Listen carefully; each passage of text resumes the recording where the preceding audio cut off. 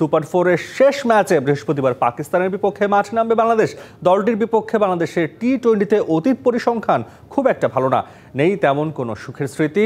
আশার আলো দেখাতে পারে 2 মাস আগে মিরপুরের উইকেটে ম্যান ইন গ্রিনদের শর্টার ফরম্যাটে সিরিজ হারানোর স্মৃতিটা।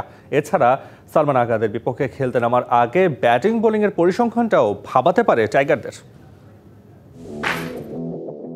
শ্রীলঙ্কার বিপক্ষে সুপার ফোরের ম্যাচ জিতে পয়েন্ট টেবিলে বাংলাদেশকে পেছনে ফেলে দিয়েছে পাকিস্তান, কিন্তু বর্তমানে দু দলেরই নেট রান রেটই আছে ইতিবাচক অবস্থায়, আর সেটাতেই যেন স্বস্তি খুঁজবে টাইগাররা।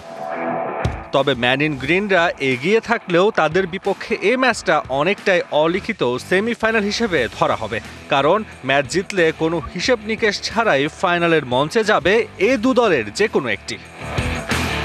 পাকিস্তানের বিপক্ষে বাংলাদেশের জয় ছাড়া ভিন্ন কিছু ভাবার সুযোগ নেই, তবে পরিসংখ্যানের খাতা খুললে সেখানে খুশি হওয়ার সুযোগ নেই টাইগার ভক্তদের।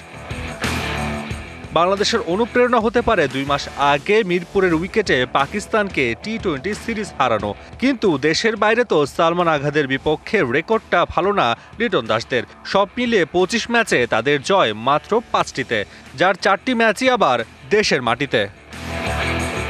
টাইগারদের চিন্তার ভাঁজ পড়তে পারে পাকিস্তানের বিপক্ষে সেরা পারফর্ম করা অনেকেই নেই এবারের এশিয়া কাপের দলে। ব্যাটিং লাইন আপে সেরা 5-এ থাকা 2 জন আছেন এবারের স্কোয়াডে। তার মধ্যে পারভেজ ইমনের ব্যাটিং স্ট্যাট তুলনামূলক ভালো অন্যান্যদের চেয়ে, কিন্তু এই সফরে এখনও জ্বলে উঠতে পারেনি এই ওপেনার।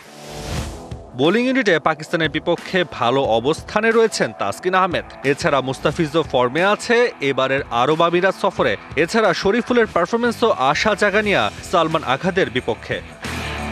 পাকিস্তানের সঙ্গে অতীত পরিসংখ্যান যাই হোক, ক্রিকেটে এই ফরম্যাটে যে কোনো সময় ঘুরে যেতে পারে ম্যাচের ভাগ্য।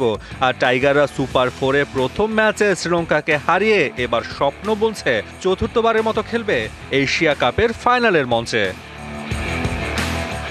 তাসওয়ান নাফি, ডিবিসি নিউজ ডেস্ক।